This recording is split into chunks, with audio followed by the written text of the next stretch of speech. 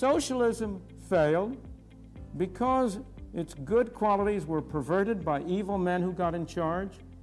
Was it simply because Stalin took over from Lenin that communism went the way it did? Has capitalism succeeded despite the immoral values it pervaded? I think the answer to both questions is in the negative. The results have arisen because each system has been true to its own values. Or rather, a system doesn't have values, I don't mean that, has been true to the values it encourages, supports, and develops in the people who live under that system. What we're concerned with in discussing moral values here are those that have to do with the relations between people. It's important to distinguish between two sets of moral considerations. The morality that is relevant to each of us in our private life, how we each individually conduct ourselves, behave. And then what's relevant to systems of government and organization are the relations between people. And in judging relations between people, I do not believe that the fundamental value is to do good to others, whether they want you to or not. The fundamental value is not to do good to others as you see they're good. It's not to force them to do good. As I see it, the fundamental value in relations among people is to respect the dignity and the individuality of fellow men. To treat your fellow man not as an object to be manipulated for your purpose, but to treat him as a person with his own values and his own rights, a person to be persuaded, not coerced, not forced, not bulldozed, not brainwashed. That seems to me to be a fundamental value in social relations. Whenever we depart from voluntary cooperation and try to do good by using force, the bad moral value of force triumphs over good intentions. And you realize this is highly relevant to what I am saying, because the essential notion of a capitalist society, which I'll come back to, is voluntary cooperation, voluntary exchange. The essential notion of a socialist society is fundamentally force.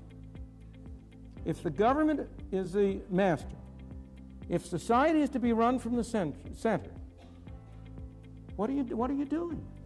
You ultimately have to order people what to do. What is your ultimate sanction? Go back a ways. Take it on a milder level.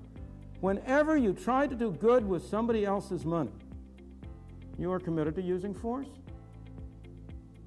How can you do good with somebody else's money unless you first take it away from them? The only way you can take it away from them is by the threat of force. You have a policeman, a tax collector, who comes and takes it from them. This is carried much farther. If you really have a socialist society, if you have an organization from the center, if you have supposed government bureaucrats running things, that can only ultimately rest on force. But whenever you resort to force, even to try to do good, you must not question people's motives. Maybe they're evil sometime, but look at the results of what they do. Give them the benefit of the doubt. Assume their motives are good. You know, there's an old saying about the road to hell being paved with good intentions. You have to look at the outcome.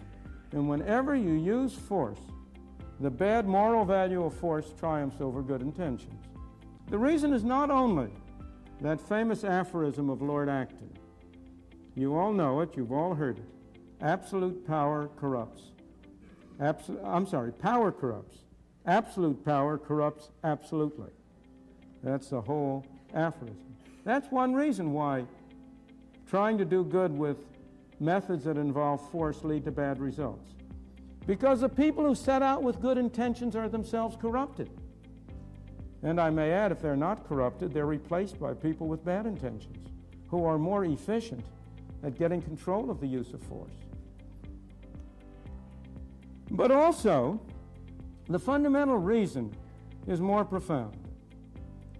The most harm of all is done when power is in the hands of people who are absolutely persuaded of the purity of their instincts, and the purity of their intentions. Thoreau says that philanthropy is a much overrated virtue. Sincerity is also a much overrated virtue. Heaven preserve us from the sincere reformer who knows what's good for you and by heaven is going to make you do it whether you like it or not. That's when you get the greatest harm done.